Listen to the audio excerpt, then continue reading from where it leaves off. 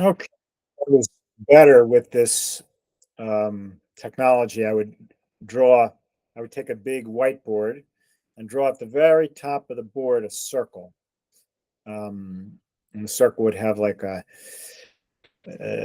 big G in it, and that would stand for God.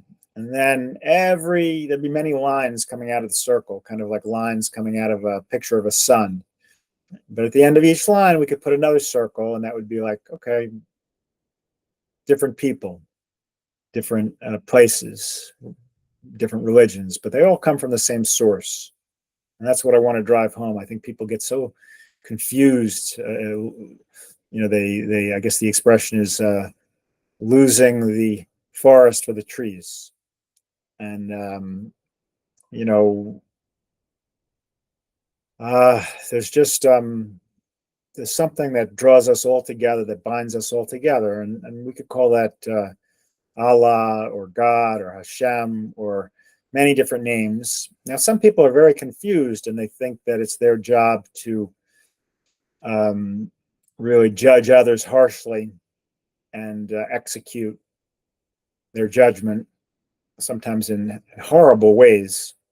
But there's a middle of the road, a kind of where people recognize that there's a place for all of us. And it's these moderate folks that I guess we want to appeal to and have joined together so that extremists in different religions don't kind of ruin things for everybody.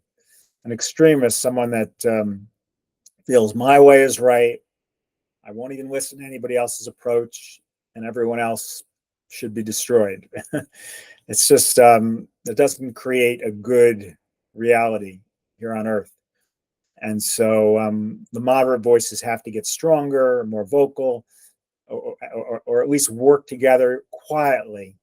If there's fear of being vocal, and that's how we'll get to our destination, which is a world of peace and kindness and love, where the same way that the hand of this body doesn't chop off the foot and the foot doesn't kick the head.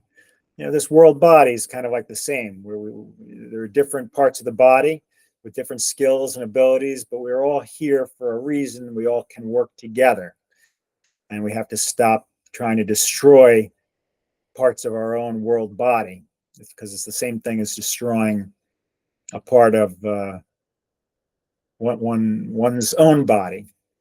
Now, it's true when there's a very sick person or a very sick group of people who are bent on hate, violence, and destruction, they have to be checked. They have to be stopped to protect others, to protect the larger body, and that's appropriate. But in general, I think a lot of moderate people can agree and work together towards something good, and that's, in my understanding, that's the ideal. That's the ideal that the yogis have had. That's the idea that the Jewish sages have had, and sages of other religions, prophets. So, unfortunately, it's very easy not to see that, and to see the what separates, what's divisive, what's polarizing, and some leaders seem to feed on this. They seem to somehow, it makes them stronger if they can divide. Don't fall for that. And if you're a leader doing that, that's not necessary. There's another way to lead, and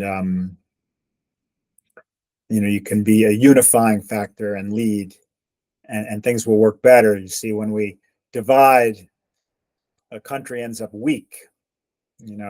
Someone said, "A house divided falls." So that's true in a household. It's true in a country too. You just can't be so divided, because then you can't stand strong for long. You waste a lot of energy fighting, infighting. Now, that doesn't mean there can't be discussion and debate and disagreements. That's healthy. That's good. but it can go too far when it's this kind of baseless hatred or intolerance, and it can happen within a religion, within Judaism, or within America, or within, one group pitted up against another. It's all not good. Our humanity is much greater than what separates us, and we should focus on what unites us and what we can work toward. Like some of the good work that's being done, creating more food, more water for people to drink, more helpful medicine, and constructive science. Anyway, I'll let experts talk more about that. But I did want to chime in, and if you like what you're hearing, I'd be happy to say more or bring in other people that can say more, perhaps with more knowledge about specific matters. So thank you for listening, and peace.